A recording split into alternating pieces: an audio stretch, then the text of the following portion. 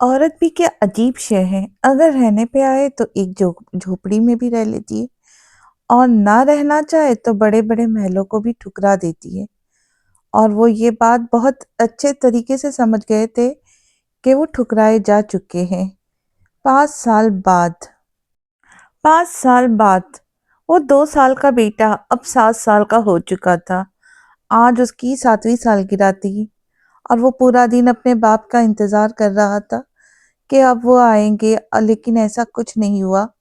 سالگرہ کا کیک ضرور آیا تھا، لیکن اس کیک کو کسی نے کاٹا نہیں تھا۔ وہ کیک یوں ہی فریز میں پڑا تھا۔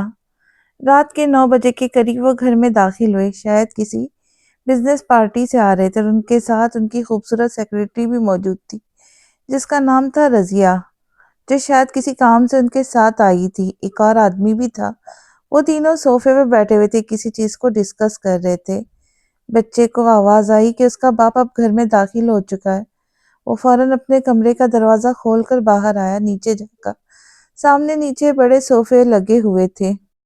وہ تیزی سے بھاگتا ہوا اپنے بابا کی طرف آیا۔ آدمی نے اسے دیکھ کر بیزاریے سے منہ دوسری طرف پھیر لیا۔ بچے نے بات بہت تیزی سے محسوس کی کہ اسے دیکھ کے اپنا رخ موڑ چکے، لیکن وہ اس کے باوجود ان کے قریب چلتا ہوا آ رہا تھا۔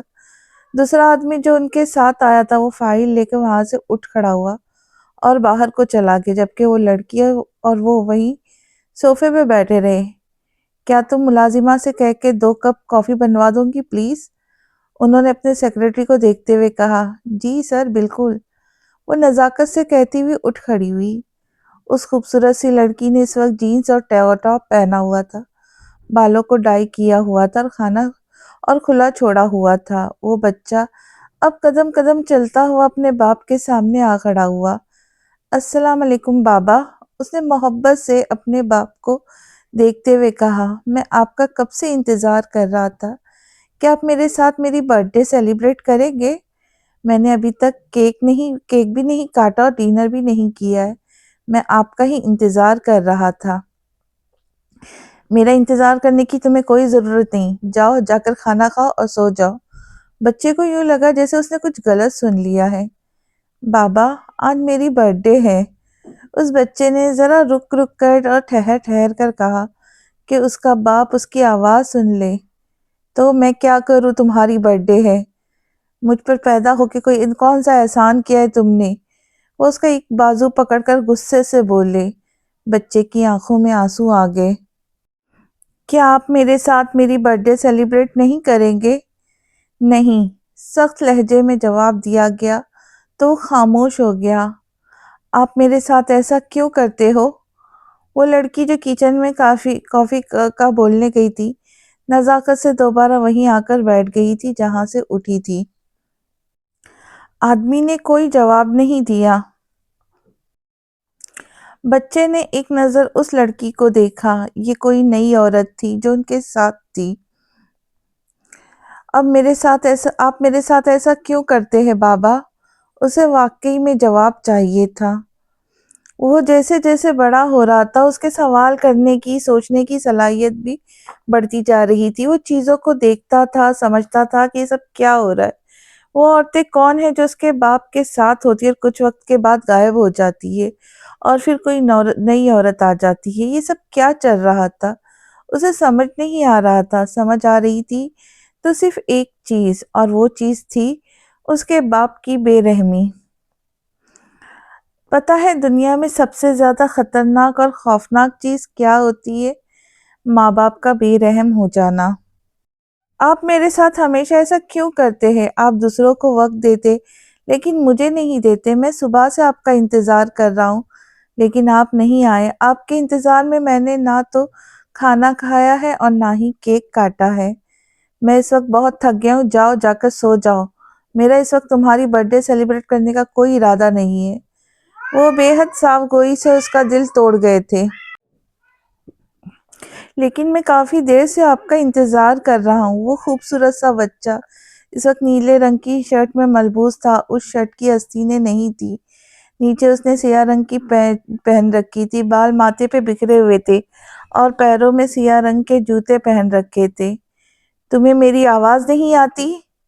وہ اچانک ہی بے حد غصے میں آ گئے تھے اور انہوں نے اس کا ایک بازو پکڑ کر اسے اپنی طرف کھینچا، اور اگلے 1 منٹ کے اندر تم یہاں سے نہیں گئے تو وہ تمہیں اٹھا کر باہر پھینک دوں گا، پھر سڑک کے کتوں کے ساتھ سیلیبریٹ کرنا اپنی برتھ ڈے۔ انہوں نے بہت بری طریقے سے اس بچے کا دل توڑا تھا۔ وہ بے حد حیرانی سے اپنے باپ کو دیکھتا رہا۔ آپ مجھ سے اس طرح بات کیوں کرتے ہیں؟ آپ کے اس طرح سے بات کرنے سے مجھے تکلیف ہوتی ہے۔ میرے کسی بھی دوست کے بابا ان سے اس طرح بات نہیں کرتے۔ وہ ان کی برتھ ڈے میں آتے ہیں، سیلیبریٹ کرتے ہیں، ان کے ساتھ کھیلتے ہیں، ان کے ساتھ وقت گزارتے ہیں، ان سے باتیں کرتے ہیں، لیکن آپ میرے ساتھ ایسا کچھ نہیں کرتے۔ کیا میں آپ کا بیٹا نہیں ہوں؟ مجھے بہت پین ہوتا ہے آپ کے اس طرح بات کرنے سے۔ وہ نظریں جھکا کر آج پہلی بار ان سے کھلے دل سے بہت شکایت کر رہا تھا۔ سامنے کھڑا آدمی حیرانی سے اس بچے کو دیکھ رہا تھا۔ آپ اچھے نہیں ہیں، بہت برے ہیں۔ اس نے جب اپنا چہرہ اٹھایا تو چہرہ آنسوں سے گیلا پڑا تھا۔ آنکھیں، ناک، ہونٹ، اس کے گال سب سرخ ہو رہے تھے۔ تنفس تیز تھا۔ آپ اپنے دوستوں کے ساتھ تو ٹائم گزارتے لیکن میرے ساتھ نہیں۔ اس کا اشارہ سامنے کھڑی عورت کی طرف تھا۔ آج وہ پہلی بار کھلے دل سے اپنے باپ کے سامنے کھڑا کہہ رہا تھا جو کچھ وہ محسوس کرتا تھا۔ ان کے ساتھ آپ وقت گزارتے، ہنس ہنس کے باتیں کرتے، لیکن میرے ساتھ نہیں کرتے۔ یہ کون ہے؟ کیا آپ کی دوستیں ہیں؟ کیا یہ مجھ سے زیادہ امپورٹنٹ ہے آپ کے لیے؟ اب کے اس کے گالوں پہ آنسو لڑک رہے تھے۔ سرخ و سفید رنگت میں وہ ہچکیوں کے ساتھ رو رہا تھا، جبکہ سامنے کھڑا شخص غصے سے لال ہو رہا تھا۔ او مائی گاڈ، اس بچے کی زبان دیکھیں ذرا سر۔ سامنے کھڑی لڑکی حیران تھی۔ وہ بہت نازک سی تھی، پتلی دبلی لیکن بہت اسٹائلش، ساتھ ہی ساتھ ایک ہاتھ صاف چور بھی۔ I am so sorry sir, لیکن مجھے کہنے دے، اس بچے کو بالکل بھی مینرز نہیں ہے کہ اس کو اپنے باپ سے کس طرح بات کرنی ہے۔ میں نے کبھی کسی چھوٹے بچے کو اپنے باپ سے اس طرح بات کرتے نہیں دیکھا۔ اس نے کندھے پر آئے ہوئے بالوں کو پیچھے کی طرف جھٹکا اور ایک ادا سے بولی، آپ اتنے مینرز والے ہیں اور یہ؟ سامنے کھڑی لڑکی نے نفرت سے بچے کو دیکھا۔ وہ جانتی تھی کہ وہ اس کی پہلی بیوی کا بچہ ہے۔ یہاں سے فوراً چلے جاؤ اپنے کمرے میں، فوراً۔ وہ زور سے دہاڑے۔ بچہ ڈر کر 2 قدم پیچھے ہوا۔ آپ میرے بابا کو میرے بارے میں غلط نہیں بول سکتی۔ میں اپنے بابا سے بات کر رہا ہوں، آپ سے نہیں۔ بچے نے بالآخر ہمت جمع کر کے سامنے کھڑی لڑکی کو کہا تو حیرت سے اس کی آنکھیں پوری پھیل گئی۔ یہ آدھی ٹانگ جتنا لڑکا، سر، آپ دیکھ رہی ہیں مجھ سے کیسے بات کر رہا ہے؟ ایسے بچے کے لیے صرف اور صرف ایک ہی جگہ ہے اور وہ ہے بورڈنگ اسکول۔ ایسے ضدی اور بدتمیز بچوں کے لیے وہی اسکول بہتر ہے جہاں یہ بچوں کو ڈنڈے کی طرح سیدھا رکھا جاتا ہے۔ اب میری بات مانے تو اسے بورڈنگ اسکول بھیج دے، 1 سال میں ہی اس کی عقل ٹھکانے آ جائیں گی۔ فوراً یہاں سے چلے جاؤ اور آئندہ مجھے اپنی شکل مت دکھانا۔ میں نہیں جاؤں گا، آپ ان کو ہمارے گھر سے بھیجیں۔ یہ لوگ کیوں آتے ہیں یہاں پر؟ آپ ان عورتوں کو کیوں لاتے ہیں گھر میں؟ کیوں ہمیشہ آپ کے ساتھ کوئی نہ کوئی نئی اینٹی ہوتی ہے؟ اب اس آدمی کی برداشت ختم ہو گئی تھی۔ اس آدمی نے زوردار تھپڑ اس بچے کے گال پہ مارا۔ چلے جاؤ یہاں سے فوراً۔ شیر خان، انہوں نے آواز دے کر اپنے ملازم کو بلایا تو دوڑتا چلا آیا۔ اسے یہاں سے لے جاؤ اور اس کی پیکنگ کرو۔ پیکنگ کروں جناب؟ کیا یہ کہیں جا رہا ہے؟ انہوں نے بچوں کو دیکھ کر پوچھا جو کہ رو رہا تھا۔ جتنا کہا جائے اتنا کرو۔ وہ وہیں کھڑے کھڑے یہ طے کر چکے تھے کہ اب وہ اسے بورڈنگ ہی بھیجیں گے اپنے ساتھ، اب اسے مزید نہیں رکھ سکتے تھے۔ 5 سال قبل وہ چھوٹا سا معصوم سا بچہ اس وقت صرف اور صرف 2 سال کا تھا جب وہ ملازموں کے ہاتھوں میں پڑ رہا تھا۔ اس چھوٹے سے بچوں کے لیے فل ٹائم ملازمہ رکھی ہوئی تھی، لیکن کوئی اس ملازموں کو پوچھنے والا نہیں تھا کہ اس بچے نے وقت پر کھانا کھایا یا نہیں۔ اسے غرض تھا تو صرف اور صرف اس چیز سے کہ اسے نوٹ مل رہے تھے، اور جو اس بچے کا باپ تھا وہ تو شاید اب اسے دیکھنا بھی بھول چکا تھا۔ اس کا کوئی بچہ بھی ہے۔ رپورٹ آنے کے 2 مہینے کے بعد انہوں نے طے کر لیا تھا کہ وہ اپنے ٹیسٹ ایک بار دوبارہ سے کروائیں گے، کیونکہ انہیں اپنی بیوی پہ بہت زیادہ بھروسہ تھا۔ وہ ایک اچھی عورت تھی لیکن پھر بھی اپنے بارے میں اتنی بڑی خبر سن کر وہ بے حد حیران اور پریشان تھے۔ بہت ہمت کر کے آخرکار انہوں نے قدم اٹھا ہی لیا۔ وہ اس وقت بہت بڑے ہاسپٹل میں موجود تھی۔ یہاں کی رپورٹ یقیناً غلط نہیں ہوگی۔ جس ہاسپٹل سے پہلے رپورٹ کروائی تھی وہ بھی کوئی چھوٹا موٹا ہاسپٹل نہیں تھا۔ انہوں نے تھوک نگلا اور آگے بڑھتے گئے۔ سفید ٹائلوں سے بنی راہداری کے کونوں پر ایک ہی رنگ اور اسٹائل کی کرسیاں رکھی ہوئی تھی اور مریض اپنی باری کا انتظار کر رہے تھے۔ ان کرسیوں پر بیٹھے ہوئے تھے۔ وہ ذرا سا آگے بڑھا۔ ایک نوجوان سی لڑکی ہچکیوں سے رو رہی تھی۔ اس آدمی نے جب دیکھا تو اس لڑکی کے ہاتھ کانپنے لگے۔ جو عورت اس کے برابر بیٹھی تھی وہ اسے دلاسا دے رہی تھی، لیکن وہ لڑکی کسی صورت چپ نہیں ہو رہی تھی۔ وہ بلکہ مزید ہچکیوں سے رو رہی تھی۔ مجھے سب قصوروار ٹھہراتے رہے، گالیاں دیتی رہے، تکلیفیں دیتے رہے۔ ہم آپ کے بیٹے کے 7 سال سے رہ رہے، 7 سال سے آپ لوگ مجھے تانا دیتے رہے میری کوئی اولاد نہیں، جبکہ میرے سارے ٹیسٹ کلیئر تھے۔ 7 سال لگے آپ کے بیٹے کو یہاں لانے میں، اور 7 سال کے بعد مجھے یہ حقیقت معلوم ہوئی کہ آپ کا بیٹا کبھی باپ بن ہی نہیں سکتا۔ سامنے کھڑے شخص کو لگا اس کے سر کے اوپر ہاسپٹل کی چھت آ گری ہے۔ انہوں نے تھوک نگلا، اب کہ ان کی ٹانگیں بھی کانپنے لگی تھی۔ تنفس تیز ہو رہا تھا، چہرے پہ ٹھنڈے ٹھنڈے پسینے آ رہے تھے۔ ایک حقیقت، ایک خوف، ایک سیاہ رنگ کا سایہ یوں لگ رہا تھا جیسے انہیں اپنے لپیٹے میں لینے کے لیے سامنے کھڑا ہو۔ اگر وہ لڑکا میرا بچہ نہیں تو پھر کس کا ہے؟ کیا مجھے دھوکہ دیا گیا؟ کیا میں باپ نہیں بن سکتا؟ تو پھر وہ بچہ کون ہے؟ وہ کانپتے پیروں کے ساتھ تیزی سے باہر نکلے۔ انہیں ڈر تھا وہ کہیں گر نہ پڑے۔ ڈاکٹر کے پاس جانے کی ان کی ہمت نہیں ہوئی تھی۔ وہ ایک خوفناک واقعہ دیکھ کر باہر کی طرف بھاگے تھے۔ وہ جیسے تیسے کر کے وہاں سے باہر نکلے تو بری طرح سے ایک آدمی سے ٹکرائے۔ اس آدمی کی آنکھیں سرخ ہو رہی تھی، صاف ظاہر تھا کہ وہ رو رہا ہے۔ تو کیا یہ اسی لڑکی کا شوہر ہے جو باپ نہیں بن سکتا، جو اندر رو رہی ہے؟ انہوں نے اس آدمی کا چہرہ بہت غور سے دیکھا۔ اس کے چہرے پہ بہت اذیت تھی۔ کیا تم بھی باپ نہیں بن سکتے؟ نہ جانے کیسے ان کے منہ سے نکلا، اور سامنے والے نے انہیں چہرہ اٹھا کر دیکھا۔ نہیں، کبھی نہیں۔ میں باپ بننے کی خوشی کو کبھی محسوس نہیں کر سکتا۔ دنیا میرا مذاق بنا دے گی۔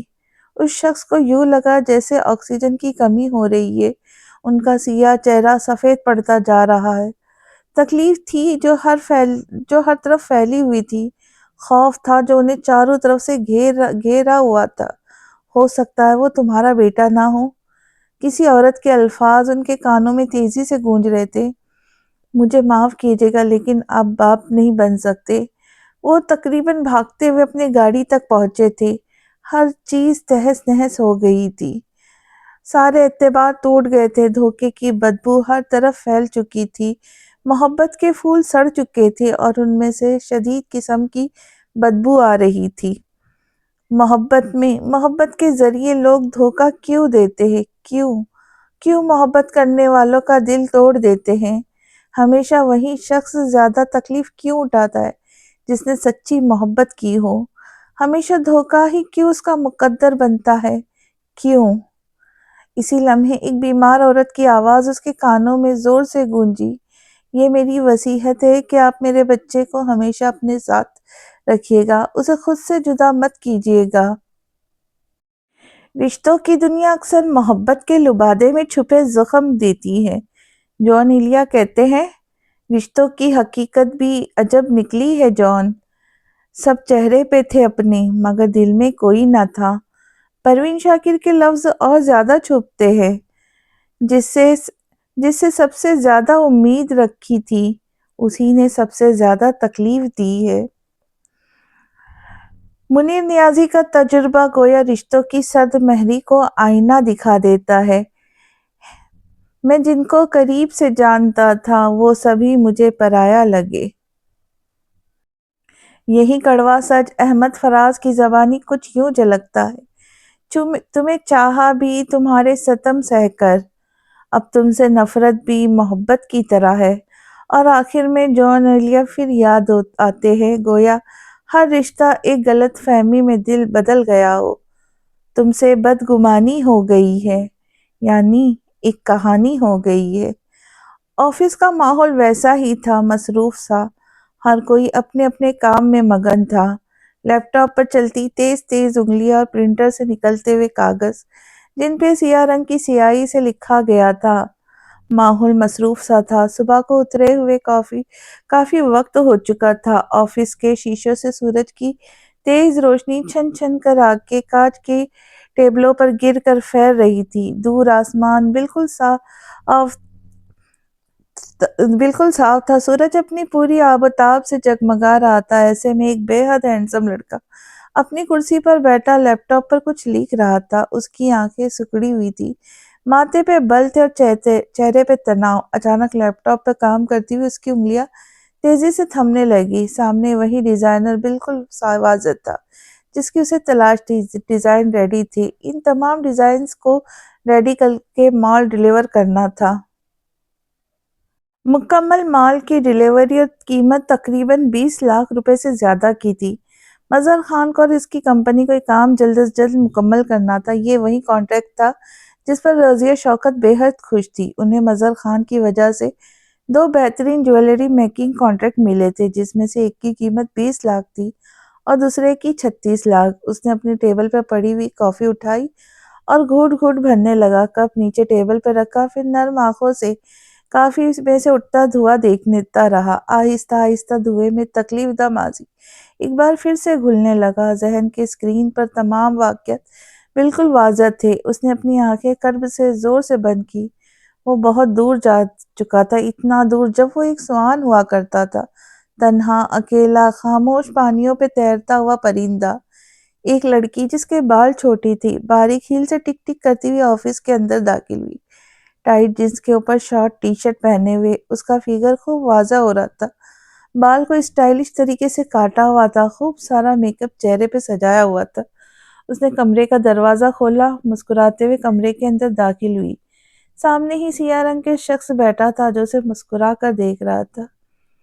تمہاری امی کی طبیعت اب کیسی ہے؟ سامنے بیٹھا شخص اس لڑکی کو دیکھتے ہوئے کہہ رہا تھا۔ اب تو اللہ کا شکر ہے ٹھیک ہے۔ اگر آپ میری وقت پر مدد نہ کرتے تو شاید ان کی حالت بہتر نہ ہوتی۔ میں آپ کے لیے کافی لائی ہوں۔ اس نے بڑی نزاکت سے وہ کافی ٹیبل کے اوپر رکھی اور پھر مسکرا کر اس آدمی کو دیکھا۔ آپ بہت اچھے اور بہت رحم دل ہے۔ امی کو اچانک دل میں تکلیف اٹھی تھی اور میرے پاس اتنے پیسے نہیں تھے کہ میں انہیں کسی اچھے پرائیویٹ ہاسپٹل میں لے جاؤں۔ میرے ساتھ صرف اور صرف میری ایک ماں ہی ہے اور میں اسے کھونا نہیں چاہتی، اور سرکاری ہسپتال کا تو آپ جانتے ہی ہیں۔ کوئی مسئلے والی بات نہیں، مزید پیسوں کی ضرورت ہو تو مجھے بتا دینا۔ بالکل سر، یہ بھی کوئی کہنے والی بات ہے بھلا؟ میں سیدھا آپ کے پاس ہی آؤں گی، آپ کافی انجوائے کریں۔ اس کے بعد ایک میٹنگ کی ڈیٹیل ہے، وہ آپ کو دینی ہے۔ میں فائل لے کر آتی ہوں۔ وہ جس نزاکت سے آئی تھی اسی نزاکت سے اٹھ کر واپس جا رہی تھی۔ یہ رضیہ شوکت تھی، ایک نمبر کی چور اور دھوکے باز عورت جو اپنے ہی آفس کے باس کو بہت خوبصورتی سے دھوکہ دے رہی تھی۔ یہ لنچ ٹائم تھا جب شازیہ کمرے کے اندر داخل ہوئی۔ شازیہ، وہ جو اس سیاہ رنگ کے آدمی کی بچپن کی سہیلی تھی۔ وہ دونوں ایک دوسرے کو بالکل آمنے سامنے بیٹھے ہوئے تھے۔ کیسی ہو تم؟ بڑے وقت کے بعد تم سے ملاقات ہوئی۔ بچے کیسے تمہارے؟ وہ اپنے چہرے پہ نرم مسکراہٹ سجائے اس عورت کو دیکھتے ہوئے کہہ رہے تھے جو ان کی واحد سہیلی تھی۔ تم نے یہ کیا کیا؟ تم نے اس معصوم سے بچے کو اپنے آپ سے اتنا دور کیسے بھیج دیا؟ تم یہ کیسے کر سکتے ہو؟ اور ساتھ ہی ان کے چہرے سے مسکراہٹ یوں غائب ہوئی جیسے وہ کبھی ہنسے ہی نہیں تھے۔ حالات ہی کچھ ایسے ہو گئے تھے اس وجہ سے، اور میں نے یہ سب اس کی بہتری کے لیے کیا ہے۔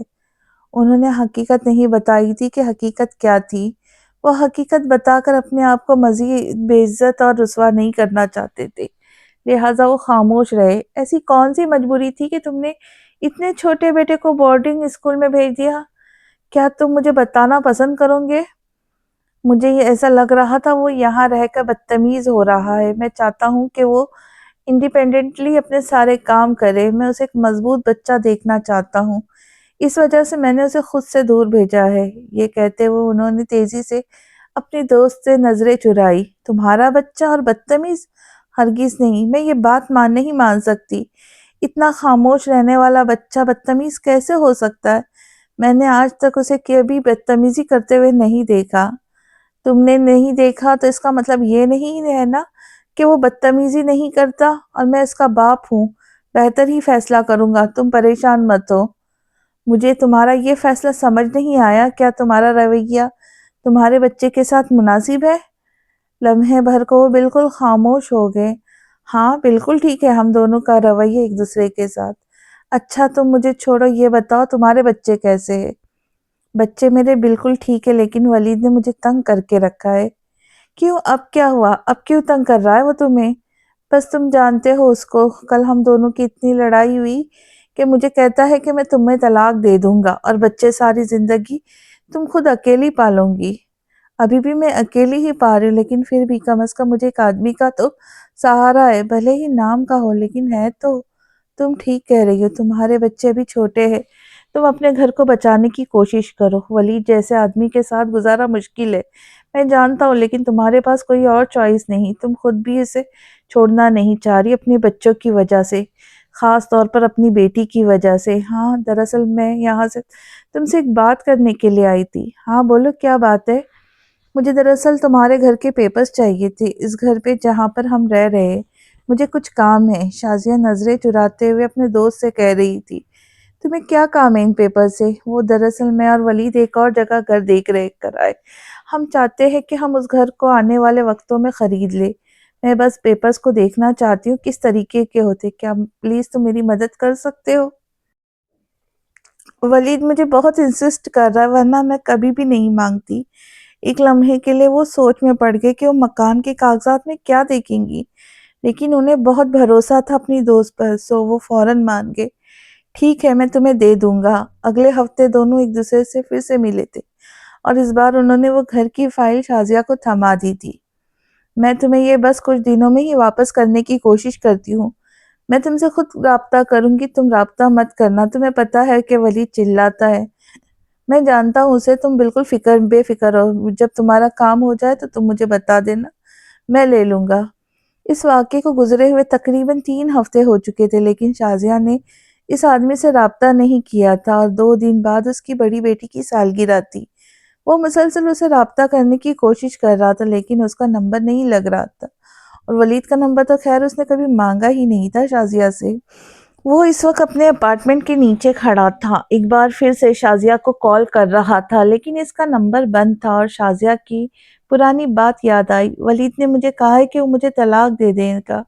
اس سیاہ شخص کو اب واقعی میں ڈر لگ رہا تھا کہ کہیں ولید نے واقعی اسے طلاق نہ دے دی ہو،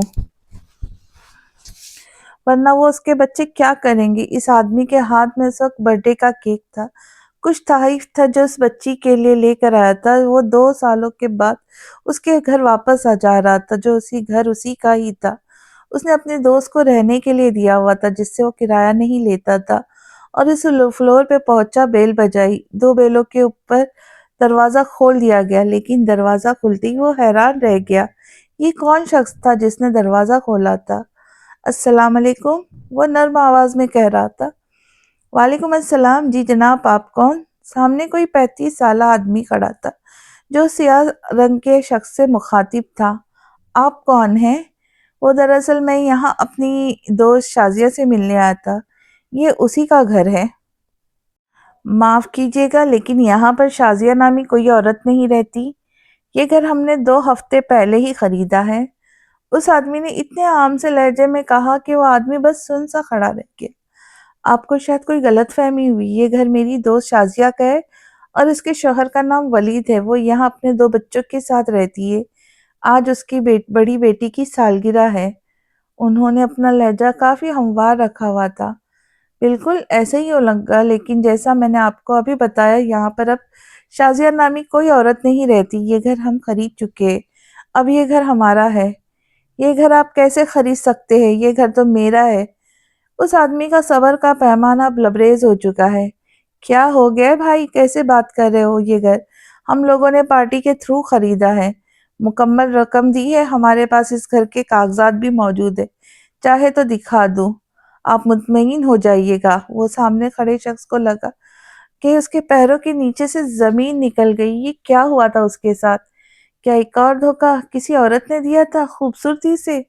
اس بار محبت کی جگہ دوستی کا پرسونا چڑھایا گیا تھا۔ آپ کو یہ گھر کس نے بیچا؟ کوئی منصور نامی آدمی تھا، اس نے بھیجا تھا۔ لیکن اس گھر میں شازیہ نامی خاتون رہتی تھی اپنے شوہر اور بچوں کے ساتھ۔ پتہ نہیں بھائی، میں تو شہر میں نیا ہوں، ایک سرکاری ملازم ہوں، میرے ٹرانسفر جگہ جگہ ہوتے رہتے۔ اب اس شہر میں ٹرانسفر ہوا تو میں یہاں اپنی بیوی بچوں کو لے کر آ گیا ہوں، مستقل، اور گھر بھی خرید لیا ہے، اسی لیے اب ہم یہاں رہتے ہیں۔ کوئی شازیہ نامی عورت نہیں۔ اس آدمی کے ہاتھوں سے کیک گر کر زمین پر بکھیر چکا تھا، جبکہ دوسرے آدمی نے دروازہ بند کر لیا تھا۔ یہ کیا ہوا تھا اس آدمی کے ساتھ؟ ان کے بچپن کی سہیلی انہیں دھوکہ کیسے دے سکتی تھی؟ کیسے اس کے ساتھ یہ فراڈ کر سکتی تھی؟ وہ عورت جس پر وہ سب سے زیادہ بھروسہ کرتے تھے، اسی بھروسے کی وجہ سے ہی تو انہوں نے وہ کاغذات اس کے حوالے کیے تھے۔ لیکن کیا بھروسے کا انجام یہ ہوتا ہے؟ کیا بھروسہ اس طریقے سے توڑے جاتا ہے؟ وہ مردہ قدموں کے ساتھ اس بلڈنگ سے واپس نکلے۔ شازیہ کا ہر نمبر بنتا، اب وہ اسے رابطہ کیسے کرے؟ کیسے؟ ماں باپ تو انتقال کر چکے تھے اس کے، اور ولید کا بھائی تو کوئی یہاں رہتا ہی نہیں تھا۔ وہ کس سے معلومات لیتا شازیہ کے بارے میں؟ تو کیا شازیہ نے بھی اس کے ساتھ وہی سب کیا جو کہ ان عورتوں نے کیا تھا؟ اس کے نرم دل کا، اس کے احسانات کا بدلہ اس طریقے سے ادا کیا تھا؟ اس سال میں انہیں یہ ملنے والا دوسرا دھوکہ تھا۔ ایک دھوکہ ان کی سیکرٹری نے انہیں دیا تھا، اور دوسرا دھوکہ شازیہ نے، جو کہ ان کی خاص سہیلی تھی۔ بچپن کے زخم جسم پر، دل کی دیواروں پر لگتے، اور وقت گزرنے کے باوجود ان کے نشان کبھی نہیں مٹتے۔ کھلونے ٹوٹنے پر وہ رو لیتے ہیں بچے، مگر جب خواب ٹوٹ جائے تو ان کی خاموشی چیخیں زیادہ اذیت دیتی ہیں۔ بچپن کی محرومیاں بڑے ہو کر شخصیت کے سائے بن جاتی ہیں۔ جہاں روشنی ہو بھی تو اندھیرا ساتھ چلتا ہے۔ مار اور ڈانٹ کے زخم بھر جاتے، مگر بے اتنائی اور بے محبتی کے نشانات عمر بھر دل کو زخمی کر دیتے ہیں۔ بچپن میں ملا ہوا دکھ بڑا ہو کر سب سے بڑی تنہائی کی شکل اختیار کر لیتا ہے۔ اس بچے کو اپنا گھر چھوڑے تقریباً 2 ہفتے ہو چکے تھے۔ وہ اپنے باپ کے آگے بہت گڑ گڑایا، بہت رویا، لیکن اس کے باپ نے ایک نہ سنی اور اس کو خود سے بے حد دور کر دیا۔ وہ اب اپنے باپ سے دور بورڈنگ اسکول میں تھا۔ وہ نرم معصوم سا بچہ ان سخت رویوں کا عادی نہیں تھا۔ وہ بہت معصوم تھا، لیکن یہاں پر آ کر جیسے اور زیادہ چپ ہو گیا۔ یہاں پر ہر وقت اسے ایک عجیب سا خوف گھیرے رکھتا تھا، اکیلے رہ جانے کا خوف، بھوکا رہ جانے کا خوف، اس اساتذہ کا خوف، اور اس چیز کا خوف کہ جب لوگوں کو یہ پتا چلے گا کہ اس کے باپ نے اسے خود سے دور کر دیا ہے تو کیا ہوگا۔ وہ جس طرف دیکھتا، خوف کا ہی اندھیرا چاروں طرف پھیلا ہوتا۔ اس بڑے سے اسکول میں وہ بہت تنہا تھا۔ وہ نہ ہی تو اپنی تعلیم پر توجہ دے پا رہا تھا، نہ ہی اپنے آپ پر۔ لیکن بورڈنگ اسکول کا ماحول بے حد سخت تھا۔ وہاں پہ ہر چیز قاعدے قانون کے مطابق ہوتی تھی۔ تعلیم کا سارا نظام ڈنڈے کے زور پہ تھا۔ ڈسپلن ایسا کہ شروع کے دنوں میں تو حیران رہ گیا کہ وہ کس ماحول میں آ چکا ہے۔ چھوٹی چھوٹی غلطیوں پہ سخت سزائیں ملا کرتی تھی۔ وہ ان 2 ہفتوں میں بہت ڈسٹرب لگ رہا تھا اور اپنے کسی بھی کام پر فوکس نہیں کر پا رہا تھا۔ پورا دن وہ شدید پریشان رہتا، اساتذہ کی ڈانٹ کھاتا رہتا اور ان سے ڈرتا رہتا، اور رات میں چھپ چھپ کر روتا کہ کوئی اگر اسے روتا ہوا دیکھ لے گا تو اس کا مذاق اڑائے گا۔ وہ بہت زیادہ ڈسٹرب تھا، اور اس کی اس ڈری سہمی حالت کو دیکھ کر چالاک بچے اس کا مذاق اڑاتے، اسے کمزور سمجھ کے مارتے، اور وہ بالکل خاموش رہتا، بالکل ڈرا سہما سا۔ کوئی ایک لڑکا تھا اس کے ساتھ کا، جس کا نام محمد ارحم تھا، جو یہ سب کچھ بڑی دیر سے لیکن خاموشی سے دیکھ رہا تھا۔ اس نے خود سے ابھی تک کوئی دوستی کا ہاتھ نہیں بڑھایا تھا، خاموشی سے بس اس کو دیکھ رہا تھا۔ اگلی صبح وہ بہت بے دلی سے اس اسکول کے لیے اٹھا تھا، جبکہ وہ تو ہمیشہ خوشی خوشی اسکول جانے والا بچہ تھا۔ لیکن جب سے وہ یہاں آیا تھا مسلسل ڈسٹرب تھا۔ وہ اسپورٹس میں بہت اچھا تھا، لیکن یہاں پر آ کر اسے کچھ کرنے کا دل نہیں چاہتا تھا۔ نہ ہی وہ اسپورٹس میں پارٹیسپیٹ کرتا تھا، اور نہ ہی کلاس ڈسکشن میں۔ بس ایک بینچ کے اوپر خاموشی سے بیٹھا رہتا، زیادہ لڑکوں سے بات بھی نہیں کرتا تھا۔ وہ اس وقت کھڑکی سے باہر دیکھ رہا تھا۔ کلاس میں ہونے والے لیکچر میں اس کا دھیان نہیں تھا، اس کا دھیان وہی تھا کہ کیسے اس کے باپ نے اسے खुद से अलग किया। हाँ जी, अब आप पढ़े सफ़ा नंबर 45 पर दूसरा पैराग्राफ। अरे लड़के, तुम्हें आवाज़ नहीं आ रही क्या? तुमसे कह रहा हूँ, सफ़ा नंबर 45 का दूसरा पैराग्राफ पढ़ो।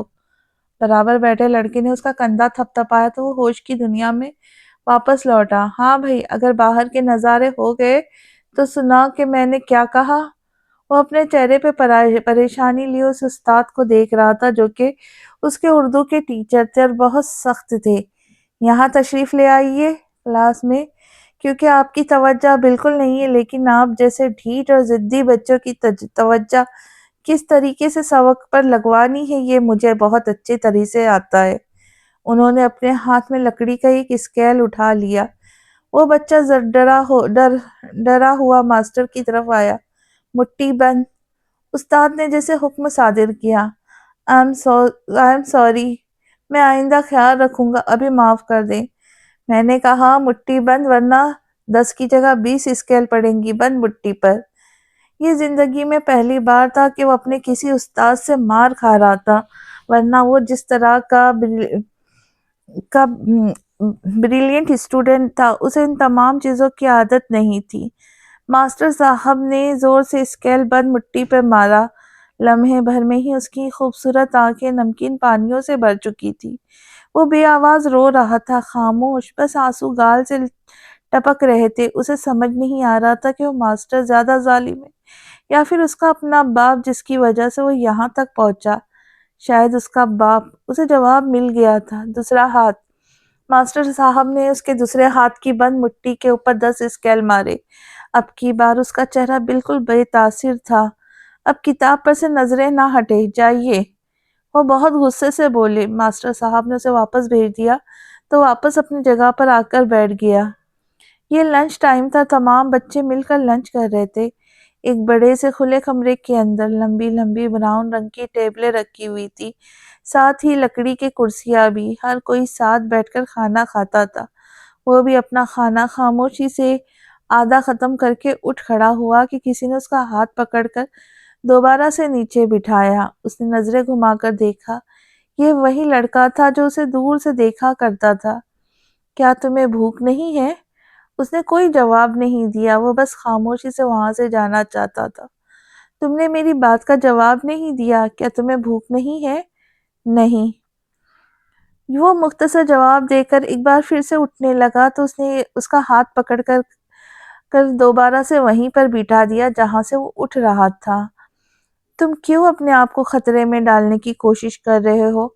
अगर तुम अपना लंच वक्त पर खत्म नहीं करोगे तो तुम्हें फिर डांट पड़ेगी। खाना थोड़ा सा ही है, फटाफट खा लो इसे, वरना तुम्हें फिर बाद में भूख लगेगी। वो बहुत सादा से अंदाज में कहता हुआ अपनी प्लेट से खाना खत्म कर रहा था। मैंने तुम्हें देखा है, तुम ज्यादा बात नहीं करते, चुप चुप रहते हो। क्या डर है कोई? किसी ने तुम्हें डराया है या मारा है? अगर ऐसा है तो तुम मुझे बताओ, मैं फिर देखो मैं क्या करता हूँ। तुम अपने काम से काम रखो। यही तो सारा मसला है, मैं अपने काम से काम नहीं रख सकता। मैं बड़े होके आर्मी में जाना चाहता हूँ और एक बेहतरीन फाइटर बनना चाहता हूँ, लेकिन तुम बहुत कमजोर हो और मैं तुम जैसे कमजोर लोगों की मदद करना चाहता हूँ। उसने कहते हुए नरमी से उसके कंधे पे हाथ रखा, जैसे एहसान जता रहा हो और अपने नंबर बढ़ा रहा हो। एक्सक्यूज मी, मुझे तुम्हारी मदद की कोई जरूरत नहीं है। सीरियसली, शक्ल से तो तुम्हारी ऐसे ही लगता है। तुम्हें मदद की जरूरत है, हमदर्दी की जरूरत है? No thanks. अपनी मदद अपने पास रखो तुम। ये इस पूरे अरसे में पहली बात थी जो इस लड़के से कर रहा था, वो भी बड़े ही सड़े हुए अंदाज में। ओके, क्या तुम मेरे दोस्त बनोगे? तुमने मुझसे अच्छे से बात नहीं की, लेकिन फिर भी मैं तुम्हें अपना दोस्त बनाना चाहता हूँ। मुझे तुम्हें दोस्त बनाने में कोई दिलचस्पी नहीं है।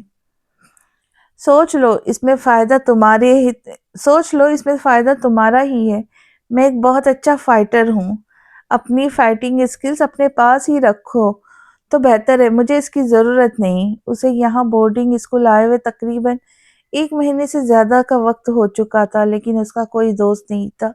और जिस बच्चे ने उससे बात करने की कोशिश की उसका भी वहाँ कोई दही नहीं जमा। سو وہ خاموشی سے اپنی پلیٹ سے کھانا کھانے لگا۔ اگلی صبح پہلے سے زیادہ روشن تھی، ایسے میں تمام بچے گراؤنڈ ایریا میں کھیل رہے تھے۔ وہ کسی کے ساتھ نہیں کھیل رہا تھا، بس خاموشی سے ان لوگوں کو کھیلتا ہوا بھاگتا ہوا دیکھ رہا تھا۔ وہ یوں ہی خاموشی سے بیٹھا تھا کہ اچانک سے اسے بال آ کر بہت زور سے لگی۔ اس نے گردن موڑ کے دیکھا تو سامنے 6 لڑکے کھڑے تھے۔ وہ اس کی عمر سے بڑے تھے۔ اے لڑکے، چل بال پاس کر۔ پی ٹی سر اس طرف موجود نہیں تھی، ورنہ مجال ہے کہ وہ بچہ اس قسم کا زبان استعمال کر لیتا۔ بچے نے خاموشی سے ان لڑکوں کو دیکھا اور بال اٹھا کر ان کی طرف بڑھا دی۔ وہ دوبارہ سے گردن موڑ کر بیٹھ چکا تھا۔ اسے اتنی ہی قوت سے ایک بار پھر سے وہ بال آ کر لگی، اب کہ وہ لڑکے ہنس رہے تھے۔ اس بچے کو اب کی بار شدید غصہ ہے، لیکن اس نے انہیں اگنور ہی کیا تھا۔ چل بال پاس کر، لڑکے نے ایک بار پھر آواز لگائی۔ اب کی بار اس نے نہ ہی اسے سنا نہ ہی بال پاس کی، بس خاموشی سے بیٹھا ان لڑکوں کو دیکھتا رہا جو سامنے کھیل رہے تھے۔ ابے او، تجھ سے کہہ رہے، تجھے آواز نہیں آ رہی کیا؟ وہ بچے بہت شرارتی اور بدتمیز تھے، لیکن وہ بچے صرف تبھی شیر ہوا کرتے تھے جب ارد گرد کوئی ٹیچر موجود نہ ہو۔ اس کو آواز نہیں آ رہی کیا میری؟ اس لڑکے کو اچانک ہی غصہ آیا۔ وہ اس بچے کی طرف بڑھنے لگا۔ اس نے اس بچے کو گریبان سے پکڑ کر کھڑا کیا۔ تجھے آواز نہیں آتی کیا؟ کہا تھا نا بال پاس کر، کیوں نہیں دی؟ اس نے ایک زوردار مکہ گھما کر اس کے گال پر مارا تھا۔ وہ جو اس حملے کے لیے بالکل تیار نہیں تھا، لڑکھڑا کر دور جا گرا۔ وہ ایک بار پھر اس پر جھپٹا اور ایک زوردار پنچ اس کے پیٹ میں مارا۔ اب کی بار بچے کو شدید غصہ آیا۔ وہ کوئی کمزور بچہ نہیں تھا جسے وہ یوں آسانی سے پیٹ دے۔ وہ بہت مضبوط تھا، اسپورٹس میں بھی بہت زبردست۔ اگلے ہی لمحے اس نے اس کا ہاتھ زور سے پکڑا اور پیچھے کی طرف دھکا دیا۔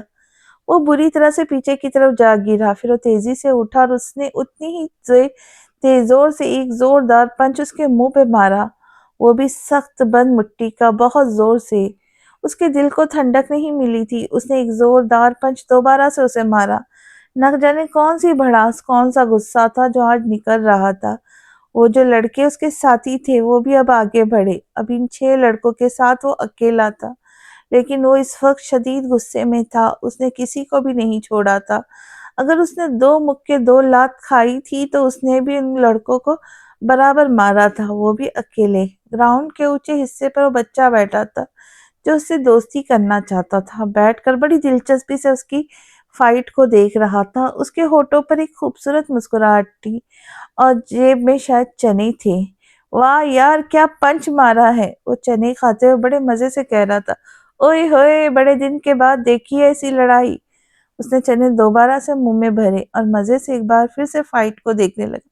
یار یہ کیا مارتا ہے بھائی، جواب نہیں، وہ بڑے مزے سے کہہ رہا تھا اور فل کمنٹری کر رہا تھا۔ لیکن اگلے 10 منٹ کے بعد سارا مزہ خراب ہو چکا تھا۔ کسی نے ٹیچر کو جا کے بتا دیا تھا اور پی ٹی ٹیچر فوراً سے اس حصے میں آگے جہاں یہ سب لڑ رہے تھے۔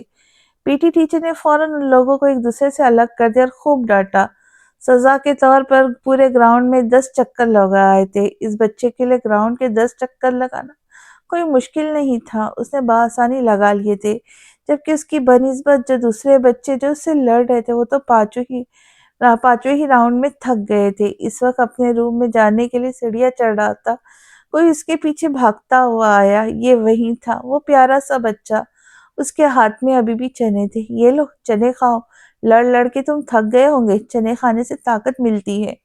وہ بڑے مزے سے کہتا ہوا اب اس کے ساتھ ساتھ سیڑھیاں چڑھ رہا تھا، جبکہ وہ بچہ بالکل خاموش تھا۔ لو نا یار، شرماؤ نہیں، ویسے جو بات ہے کیا مارا ہے تم نے، قسم سے بہت مزہ آیا دیکھ کر۔ لو نا چنے، تمہارے ساتھ مسئلہ کیا ہے؟ میرے ساتھ بہت مسئلے ہیں، کیا تم کچھ بولتے کیوں نہیں؟ کیا تم نے ہنسنا بولنا نہیں سیکھا؟ مجھے دیکھو میں کتنا ہنستا ہوں، کتنا بولتا ہوں، تم کتنے بورنگ لڑکے ہو۔ اگر ایسا ہی رہا نا تو تمہاری کوئی گرل فرینڈ اسکول میں ہوگی نہ کالج میں، اور یونیورسٹی وہ تو بھول ہی جاؤ، تم انتہائی بورنگ قسم کے انسان ہو تم۔ وہ ایک بار پھر سے چنے چباتے ہوئے کہہ رہا تھا۔ رکو، اب کی بار اس بچے نے اس کی قمیض پکڑ لی۔ وہ تیز رفتاری سے سیڑھیاں چڑھ رہا تھا۔ اس مزاحمت سے فٹافٹ رکا، غصے سے اس بچے کو دیکھا جو اس کی قمیض پکڑے کھڑا دانت نکال کر ہنس رہا تھا۔ کیا ہم دوست نہیں بن سکتے؟ چہرے پہ ڈھیروں معصومیت سجائے وہ اس سے پوچھ رہا تھا۔ نہیں، مجھے تمہاری دوستی میں کوئی دلچسپی نہیں، جاؤ یہاں سے۔ میں یہاں دوست بنانے نہیں آیا۔ تو پھر کیا کرنے آئے ہو؟ میں یہاں پڑھنے آیا ہوں۔ لیکن پڑھنے میں تو تمہارا دھیان نہیں ہوتا، کم از کم میں نے تو یہی نوٹ کیا ہے۔ اس کے جواب پر بالکل خاموش ہو گیا، کیونکہ یہی سچ تھا، اسے یہ جگہ بالکل پسند نہیں تھی۔ تم بہت ڈسٹرب لگتے ہو، اگر مناسب سمجھو تو مجھ سے دوستی کر کے اپنے دل کی بات مجھ سے شیئر کر سکتے ہو۔ تمہیں ایک دفعہ کی بات سمجھ نہیں آتی؟ مجھے تم سے دوستی نہیں کرنی، لیکن مجھے تم سے دوستی کرنی ہے۔ تم آخر اتنے چیپ کیوں ہو؟ میں تمہیں کب سے انکار کر رہا ہوں، لیکن تم ایک انتہائی ڈھیٹ قسم کے لڑکے ہو۔ میرا پیچھا مت کرو، وہ غصے سے کہتا ہوا آگے بڑھنے لگا۔ سیڑھیاں ختم ہو چکی تھی اور سفر ٹائلوں سے بنی ہوئی ایک لمبی راہداری تھی۔ وہ دونوں اب بھی ایک دوسرے کے ساتھ چل رہے تھے۔ میرے پیچھے مت آؤ، وہ چلا تھا۔ اف یار، بس بھی کر دو اب تم، زیادہ شیزوکا بننے کی ضرورت نہیں۔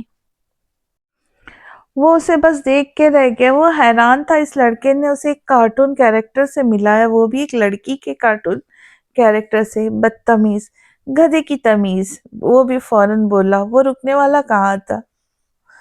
تازہ تازہ صبح کو زمین پہ اترے ہوئے کافی وقت گزر چکا تھا۔ آسمان ایک دم صاف تھا، پرندے اب اپنے رزق کی تلاش میں مگن تھے اور ادھر ادھر آسمان پر اڑ رہے تھے۔ ایسے میں سورج سے نکلتی ہوئی پیلی روشنی میں ہر چیز سونے کی طرح چمچما رہی تھی۔ اسکول کے گراؤنڈ میں بھی صبح اتر چکی تھی اور تیز دھوپ کی وجہ سے درختوں کے سامنے سائے زمین پر بندھے ہوئے تھے۔ بچے مگن سے اپنے دوستوں کے ساتھ کھیل رہے تھے۔ ایسے میں وہ شرارتی پیارا سا بچہ جس کا نام ارحم ذوحیت تھا، اس بچے کو خوب تنگ کر رہا تھا، لیکن اس نے ہمیشہ کی طرح اسے کوئی جواب نہیں دیا، اگنور کر کے آگے بڑھ گیا۔ کمرہ جماعت میں تھی، وہ دونوں ایک ہی ساتھ تھے اور ارحم اس سے مسلسل کچھ نہ کچھ کہے جا رہا تھا، جبکہ وہ خاموشی سے سبق کی طرف متوجہ تھا۔ پچھلی مار اسے یاد تھی، اب اسے اپنی زندگی میں واپس آنے میں کچھ وقت تو لگنا ہی تھا، یہ تو طے تھا۔ تم اتنے چپ چپ کیوں ہو؟ مجھ سے بات کیوں نہیں کر رہے؟ ارحم گردن جھکا کر اسے دیکھتے ہوئے کہنے لگا۔ خاموشی کے ساتھ بیٹھو ورنہ سر اشفاق ڈانٹیں گے۔ یعنی تم ٹیچر سے ڈر رہے ہو، ہے نا؟ جی نہیں، میں احتیاط کر رہا ہوں، کیونکہ بند مٹی پر موٹی لکڑی کا اسکیل بہت زور سے لگتا ہے۔ یہ نہ ہو کہ اس بار میں باری تمہاری ہو۔ وہ جل کر بولا۔ جاؤ جاؤ، ارحم بھی فوراً بولا۔ اگلے دن وہ دونوں بریک میں بھی ایک بار پھر سے ساتھ تھے۔ وہ کسی سائے کی طرح اس بچے کے ساتھ لگ چکا تھا، وہ جہاں جہاں جاتا ارحم اس کے پیچھے پیچھے آتا۔ اب کی بار اس کی بس ہو گئی تھی۔ تمہارے ساتھ آخر کیا مسئلہ کیا ہے؟ تم کیوں میرا پیچھا کرتے رہتے ہو؟ میں جاننا چاہتا ہوں واقعی میں، وہ بے بسی سے بولا، اور ساتھ ہی ساتھ اسے غصہ بھی آ رہا تھا۔ میں تمہیں یوں اپنے ساتھ دیکھ دیکھ کر تھک گیا ہوں، مجھے اکیلا کیوں نہیں چھوڑ دیتے تم؟ کیوں میرا پیچھا کرتے رہتے ہو؟ کیوں میرے پیچھے آتے رہتے ہو؟ میں تمہیں آخر اور کتنا اگنور کروں؟ تو کس نے کہا ہے کہ تم مجھے اگنور کرو؟ میں تو تمہیں کب سے کہہ رہا ہوں کہ ہم دوست بن جاتے ہیں۔ تمہارے ساتھ مسئلہ کیا ہے؟ مجھے تم سے دوستی نہیں کرنی نا، لیکن مجھے تم سے دوستی کرنی ہے۔ کیوں؟ وہ تب چکا تھا۔ وہ اس لیے کیونکہ میرا یہاں کوئی دوست نہیں ہے۔ وہ اتنا سادہ اور اتنے معصوم سے لہجے میں بول گیا کہ وہ صرف اسے دیکھ کے ہی رہ گیا۔ ایک لمحے کے لیے درمیان میں خاموشی حائل ہو گئی تھی۔ کیوں؟ تمہارا کیوں دوست نہیں ہے؟ کچھ دیر خاموش رہنے کے بعد بولا۔ ارحم پھیکا سا مسکرایا۔ مجھے بھی تمہاری طرح یہ جگہ کچھ خاص پسند نہیں ہے۔ جس طرح تمہیں یہاں زبردستی بھیجا گیا، مجھے بھی بالکل اسی طرح بھیجا گیا تھا۔ میں یہاں نہیں آنا چاہتا تھا۔ میں تم سے کچھ وقت پہلے یہاں آیا تھا۔ تمہیں دیکھ کر ایسا لگا جیسے میں خود ہوں۔ میں بھی بالکل تمہارے ہی طرح تھا، چپ چپ رہنے والا، اکیلا سا۔ شروع میں استادوں نے مجھے بہت ڈانٹا، ایک نے تو صحیح والی مار بھی لگائی تھی، اور پھر میں نے کچھ وقت کے بعد تمہیں یہاں دیکھا، تمہیں دیکھ کے ایسا لگا جیسے میں اپنے آپ کو دیکھ رہا ہوں۔ اس وقت مجھے اندازہ ہوا کہ تم سے دوستی کرنی چاہیے، سمپل۔ آخر میں اس نے آہستہ سے کندھے اچکائے۔ مجھے لگا کہ اگر تم اور میں دوست بن جائیں گے تو ہم ایک دوسرے کا اکیلا پن بانٹ سکتے ہیں، ایک دوسرے سے باتیں کر سکتے ہیں، کھیل سکتے ہیں، لنچ شیئر کر سکتے ہیں۔ وہ بہت جلدی کہہ رہا تھا جبکہ وہ خاموشی سے کھڑا سن رہا تھا۔ دھوپ کی تیز روشنی میں وہ آنکھیں چھوٹی کر کے ارحم کو دیکھ رہا تھا، ارحم بھی اسے ہی دیکھ رہا تھا۔ اب کی بار دونوں کے درمیان کوئی بات نہیں ہوئی۔ پھر وہ دونوں ساتھ گراؤنڈ پر ایریا سے باہر کی طرف نکل پڑے۔ ارحم کی اس بات پر اسے غصہ نہیں آتا، نہ ہی وہ اس جھنجھلاہٹ کا شکار ہوا تھا۔ ارحم بھی اس کی طرح ہی تھا۔ یہ بات شاید اس کے دل کے کسی نہ کسی کونے میں اسے ہلکی سی تسلی دے رہی تھی کہ کوئی اور بھی ہے اس جیسا، وہ تنہا نہیں تھا۔ وہ دونوں ایک ہی روم میں رہتے تھے، لیکن ان دونوں کے بیڈ کا فاصلہ ایک دوسرے سے دور تھا۔ اس بچے کے سامنے والے بیڈ پر جو لڑکا لیٹا ہوا تھا، ارحم نے اسے اشارے سے اپنے قریب بلایا۔ وہ سونے کی تیاری کر رہا تھا۔ ہاں، کیا ہوا؟ تم نے مجھے یہاں کیوں بلایا ہے؟ لڑکا جب ارحم کے قریب پہنچا تو اس نے ارحم سے پوچھا۔ تم سے ایک بات کرنی تھی۔ اس نے اس لڑکے کے کندھے پر ذرا سا دباؤ ڈالا۔ کیوں، تم جانتے ہو میری فائٹنگ اسکلز بہت اچھی ہے، اور میں لاتے، مکے، گھوسے اور داؤ بہت اچھے طریقے سے مارنا جانتا ہوں۔ کیا تم چاہتے ہو کہ میں تم پہ بھی آزماؤں؟ بچے نے اپنے کندھے سے اس کا ہاتھ ہٹایا۔ کیا مطلب ہے تمہارا؟ مجھے کیوں کہہ رہے ہو؟ میں نے کیا کیا ہے؟ تم نے تو کچھ نہیں کیا، لیکن مجھے تم سے کچھ چاہیے۔ اپنی بات پر وہ آہستہ سے مسکرایا۔ کیا؟ مجھے تمہارا بیڈ چاہیے۔ جب تک میں یہاں ہوں، یعنی سالوں تک، تب تک تم میرا بیڈ استعمال کرو اور میں تمہارا۔ اگر تم نے مجھے انکار کرنے کی کوشش کی تو پھر جانتے ہی ہو کہ کیا ہوگا۔ لیکن میں تمہیں اپنا بیڈ کیوں دوں؟ ٹھیک ہے، مت دو، لیکن اب تم دیکھنا کہ کل بریک میں مجھ سے کس طریقے سے مار کھاؤں گے۔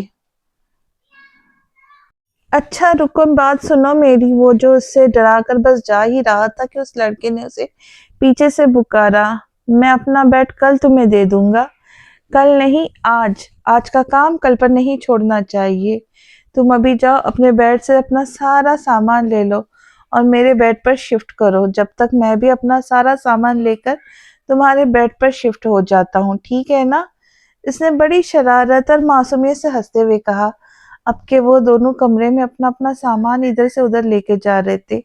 روم انچارج جا چکا تھا اور وہ دونوں بڑے مزے سے اپنا سامان اب طریقے سے رکھ رہے تھے۔ اس بچے نے ایک گہرا سانس لیا اور تکیے پر سر رکھ کر لیٹ گیا، پھر آہستہ سے گردن موڑ کر اسے گھور کر دیکھا۔ ہیلو بوائے، آج سے میں تمہارا نیا پڑوسی ہوں۔ کیا ہوا؟ ایسے کیا دیکھ رہے ہو تم مجھے؟ آنکھیں ذرا ٹمٹما کر بڑی معصومیت سے پوچھا گیا۔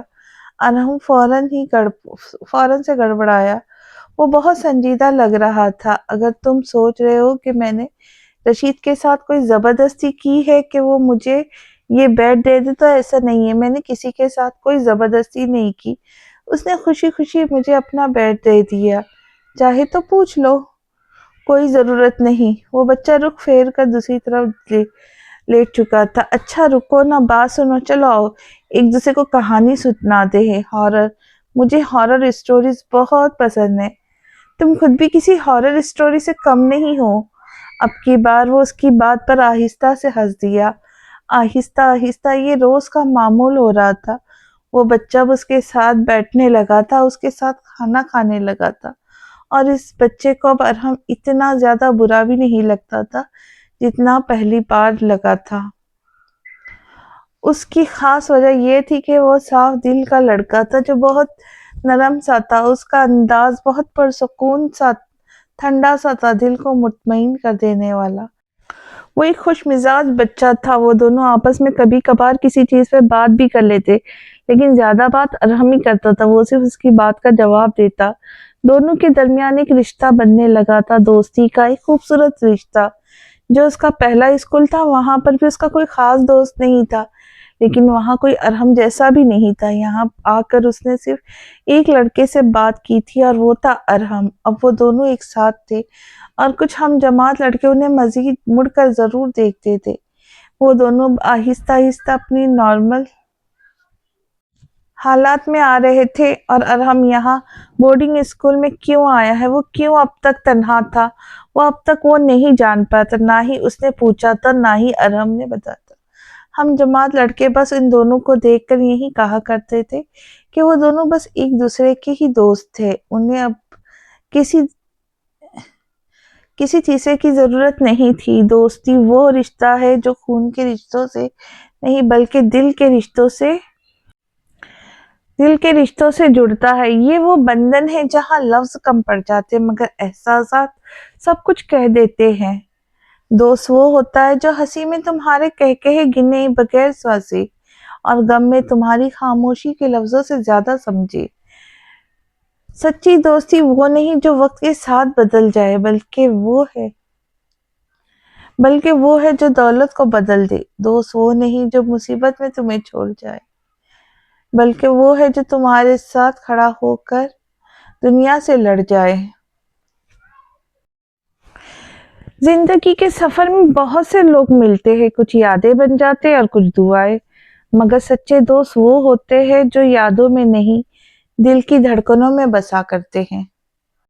زندگی ایک ایسی کتاب ہے جس کے ہر صفحے پر ایک نیا سبق لکھا ہوتا ہے، کبھی خوشیوں کی روشنائی سے تو کبھی آنسوؤں کی سیاہی سے۔ یہ سفر کبھی آسان نہیں ہوتا، مگر ہر مشکل لمحے ہمیں کچھ ضرور سکھا جاتے۔ زندگی کا اصل حسن کامیابی میں نہیں بلکہ کوشش کرنے میں ہے۔ ہار جانا برے نصیب کی نشانی نہیں بلکہ ایک نئی شروعات کا اشارہ ہے۔ زندگی کبھی رکنے کا نام نہیں، یہ تو بہتے پانی کی طرح ہے، جسے اگر روک لیا جائے تو اپنی تازگی کھو دیتی ہے۔ بس جیتے رہو، سیکھتے رہو، اور ہر دن کو ایک نیا موقع سمجھو، اور آخر میں صرف اتنا یاد رکھو، زندگی خوبصورت ہے۔ اور ہر دن کو ایک نیا موقع سمجھو، اور آخر میں صرف اتنا یاد رکھو، زندگی خوبصورت ہے۔ بس اسے مسکراہٹ کے ساتھ جینا سیکھ لو۔ آج دوپہر سے بارش کے بعد موسم کافی خوشگوار ہو چکا تھا۔ ایسے میں منصور کالونی کے مڈل کلاس علاقے میں ایک 2 منزلہ مکان، جس کی حالت بہت اچھی نہیں تھی، اس کے اوپری حصے کی چھت کے اوپر سے پانی ٹپک رہا تھا۔ دیواروں کی حالت بھی اسی طریقے کی تھی، پینٹ اکھڑا ہوا تھا، جگہ جگہ سے نکل رہا تھا۔ ایسے میں کام کرتی پتلی دبلی سی لڑکی کمرے کی صفائی میں مشغول تھی۔ اوپری چھت سے جو پانی ٹپک رہا تھا، نیچے کوئی پرانی بالٹی لگا کر اس میں جمع ہو رہا تھا، اور وہ لڑکی ارد گرد کی جگہ پر سوکھا پوچا لگا کر کمرے کو خشک کر رہی تھی۔ ایسے میں 2 چھوٹے بچے جن کی عمر 10 اور 12 سال تھی، بار بار باہر سے گھر میں آ کر گھر کو کیچڑ زدہ کر رہے تھے۔ حسن، حسین، تم دونوں بار بار آنا جانا مت کرو، کمرہ صاف کر کر کے میری کمر میں درد ہو گیا ہے۔ جب سے بارش ہو رہی تب سے میں گھر کا پوچا لگا رہی ہوں، تم لوگوں کو کوئی احساس ہے یا نہیں؟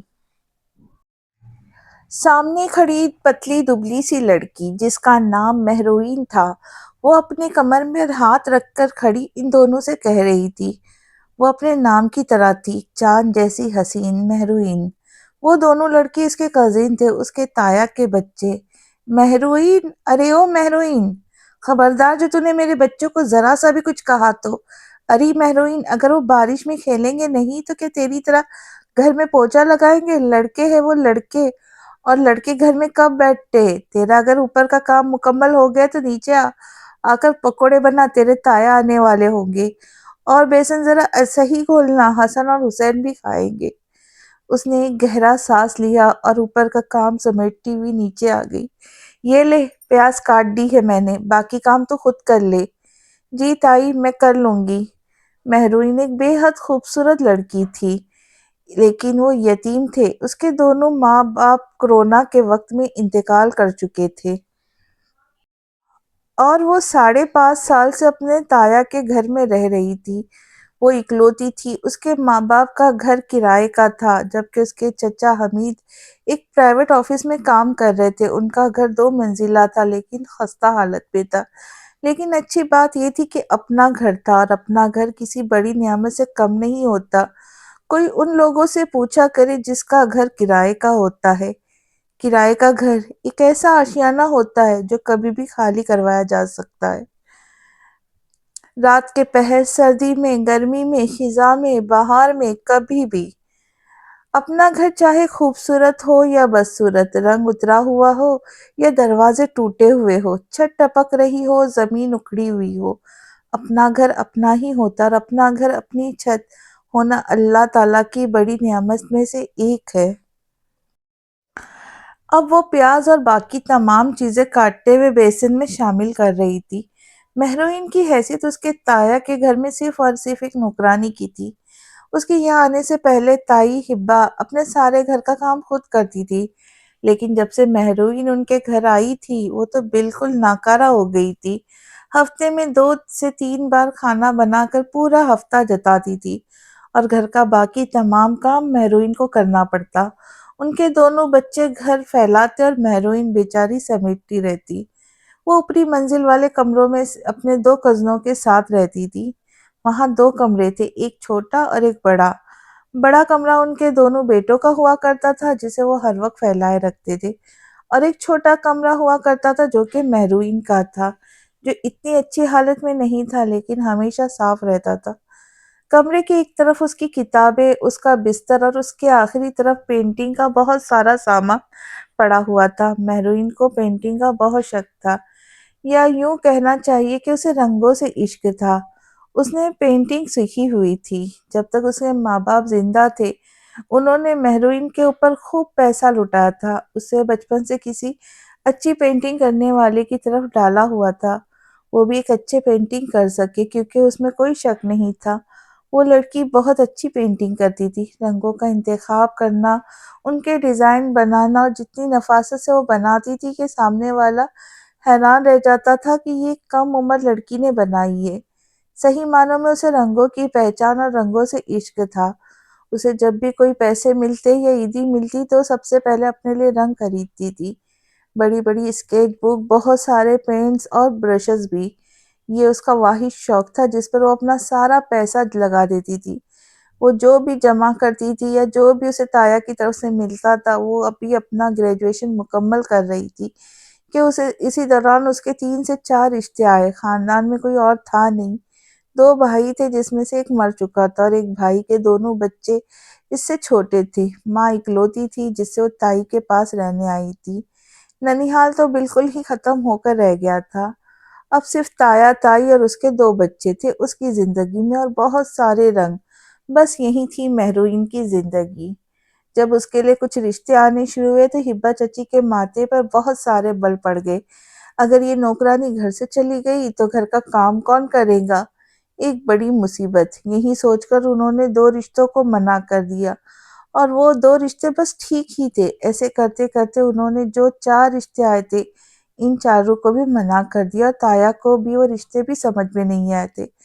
در حقیقت وہ ایک ایسے امیر رشتے کی انتظار کر رہی تھی کہ مہروین کی بھی ذمہ داری سے اپنا ہاتھ صاف کر لے، اور دوسرا یہ کہ جب داماد امیر ہوگا تو وہ انہیں بھی سپورٹ کرے گا، یعنی ایک تیر سے 2 شکار۔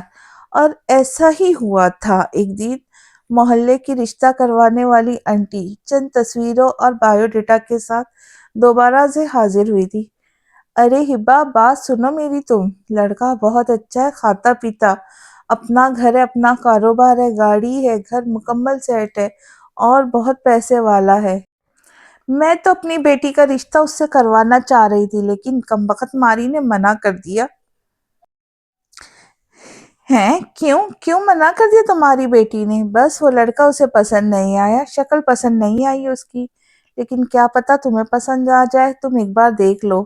اس کے ماں باپ اور بہن بھائی تو ہے نہیں، باپ کا سارا کاروبار یہ اکلوتا لڑکا سنبھالتا ہے، کچھ اور رشتہ دار بھی ہے اس کے جیسے، 2 چاچا ہے، لیکن وہ پاکستان آتے ہی نہیں ہیں۔ ظاہر ہے باہر ملکوں کی آسائش بھری زندگی کو چھوڑ کر یہاں پاکستان کون آئے گا، اور یہاں پاکستان میں کون سے اس کے بیوی بچے، جو یہاں آ کر بار بار ان سے ملے۔ ایک بھائی کا بیٹا ہی تو رہتا ہے یہاں پر، وہ بھی بس فون وغیرہ پہ سے معلومات لے لیتے ہیں اس کے۔ موقع اچھا ہے، لڑکا اکیلا رہتا ہے، کاروبار سیٹ ہے، اگر تم چاہو تو مہروین کو لے دیکھ لو۔ انہوں نے لفافے میں سے تصویر نکال کر سامنے رکھی۔ یہ لڑکا؟ وہ حیران رہ گئی۔ دیکھا تم نے بھی دیکھتے ساتھ ہی انکار کر دیا ہے نا؟ بس اس کی شکل و صورت اور رنگ کی وجہ سے میری بیٹی نے بھی انکار کر دیا۔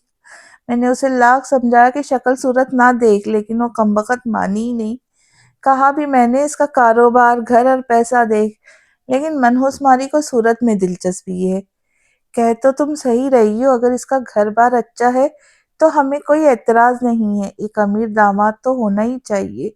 میرے بھی آگے 2 بیٹے، ہو سکتا ہے وہ مہروین کے ذریعے ہمیں بھی پیسے دے تو کچھ بھلا ہمارا بھی ہو جائے۔ میں تمہارے بھائی سے بات کرتی ہوں، دیکھتے ہیں وہ اس سلسلے میں کیا کہتے ہیں، لیکن مجھے نہیں لگتا کہ اس کے لیے ہاں بولیں گے۔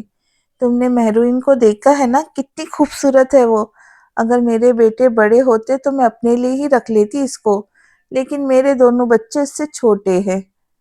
باقی یہ ہے کہ تم مہروین کا بائیو ڈیٹا پھر بھی ایک بار اس لڑکے کے گھر پہنچا دینا۔ وہ لڑکا جب مہروین کو دیکھے گا تو انکار نہیں کر پائے گا۔ مہروین ہے ہی اتنی خوبصورت کہ اس کی صورت دیکھ کے ہی اس لڑکے کی بولتی بند ہو جائیں گی۔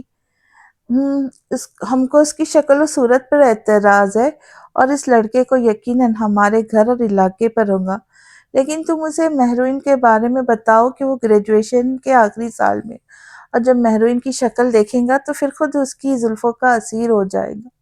تمہیں پتہ ہے راشدہ، ایک بدصورت مرد کی سب سے بڑی کمزوری ایک خوبصورت عورت ہوتی ہے، اور جب عورت خوبصورت ہو اور مرد امیر تو عشق ہو ہی جاتا ہے۔ میں پوری کوشش کروں گی تمہارے بھائی کو اس رشتے پر آمادہ کر لوں، لیکن مجھے مہروین کو بھی راضی کرنا پڑے گا۔ اگر تم اسے راضی کر لیتی ہو تو تمہارے لیے بہت بہتر ہوگا۔ اگر مہروین نوٹوں میں کھیلے گی تو اس سے کسے فائدہ ہوگا؟ تمہیں اور تمہارے بچوں کو بھی۔ تم صحیح کہہ رہی ہو، کوشش کرتی ہوں، اور مہروین اس قدر ہے کہ وہ آدمی اسے دیکھتے ہی ہاں کہہ دے گا، میرا دل کہتا ہے۔ ملتے ہیں اگلی قسط میں۔ آپ کو آج کی قسط کیسی لگی ضرور بتائیے۔ تب جانے سے پہلے آپ سب سے گزارش ہے کہ چینل کو سبسکرائب کریں، ویڈیو کو لائک کریں، ہائپ کریں، اور دعاؤں میں یاد رکھیں۔ اللہ حافظ۔